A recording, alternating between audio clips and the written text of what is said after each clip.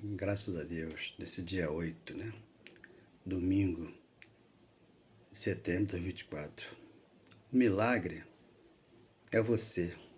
Que ouve a palavra de Deus, quando você lê aqui e tem o entendimento que o apóstolo Paulo é o apóstolo gentio, aquele que Deus escolheu para trazer a graça, o amor e o perdão para o coração daquele que abriu o coração e recebeu a revelação do Cristo.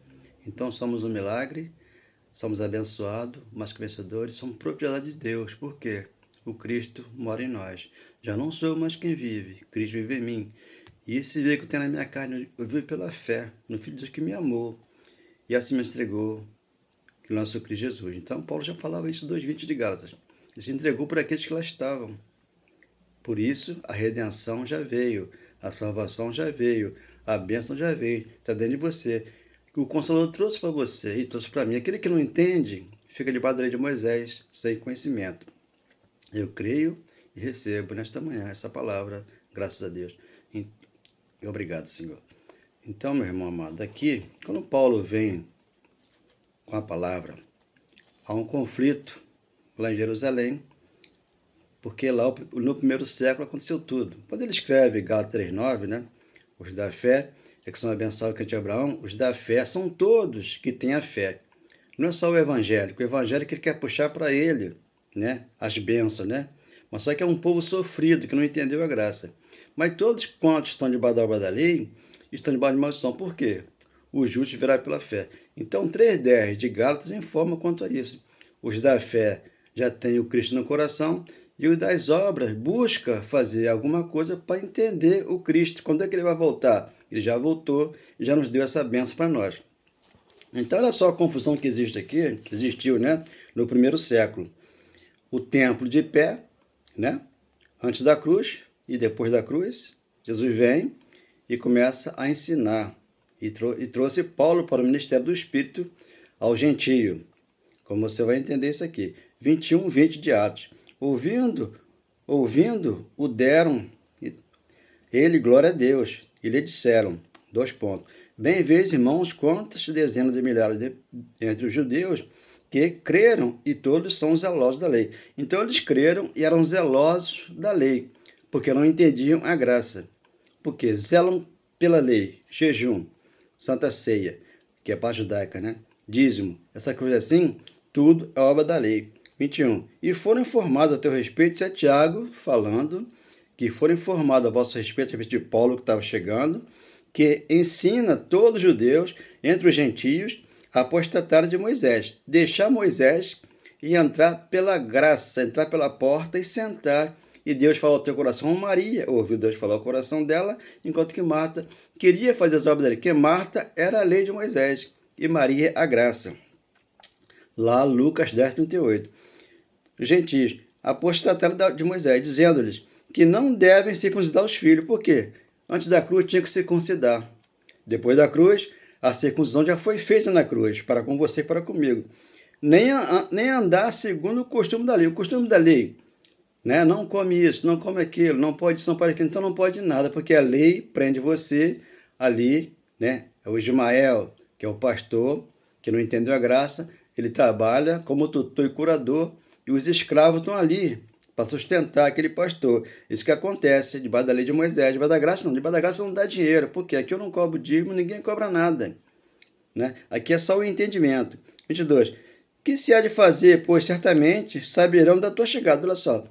Saberiam da chegada de Paulo, e ele subordinou a Paulo, né? Ele obrigou Paulo a fazer voto. 23. Faze, portanto, que te vamos dizer, estão entre os 4 homens que voluntariamente aceitaram o voto. 24. Toma-o, purifica-te com eles e faze a despesa necessária, para que raspem a cabeça, saberão todos que não é verdade. Né? Intentando a Paulo a mentir, fazendo com que ele mentisse. Não é verdade que se diz a teu respeito. Paulo estava já conhecendo a graça. Paulo ia ao templo, porque o templo estava de pé, né? Como Jesus. Mas Jesus, quando destruiu o templo agora é você. Onde você que está de pé, porque você tem o Espírito Santo dentro de você. É verdade que se diz a teu respeito. E que, pelo contrário, andas também tu guardando ali. Por que ele guardava ali? Porque o templo estava de pé. Depois que o templo é derrubado, fez de você e eu a igreja dele. 24 aqui fica. Vamos aqui o 22, entender aqui. 18. E vi que aquele que falava comigo, apressa-te e sai logo de Jerusalém, porque Paulo estava em Jerusalém e eles não acreditavam naquilo que Paulo estava falando. Por quê? Não receberão o teu testemunho a meu respeito. Ó, Jesus falando com Paulo que eles não receberiam o testemunho a respeito de Paulo. Como aqui não recebe o meu? Muitos não querem ouvir porque estão debaixo da mentira da lei de Moisés. 19. Eu disse, Senhor, eles sabem que eu encerrava em prisão e na sinagoga açoitava os que criam em ti. Então Paulo, ele era terrível na sua conduta, porque Paulo era fariseu, hebreus, quanto à lei, Paulo era irrepreensível. 20. Quando se derramava o sangue de Estevão, sua testemunha, eu também estava presente, consentia nisso, até guardei as vestes dos que o matavam. 21. Mas ele me disse, quem disse? Deus, através do Espírito Santo, que levantou Paulo no caminho de Damasco. Atos 6,18.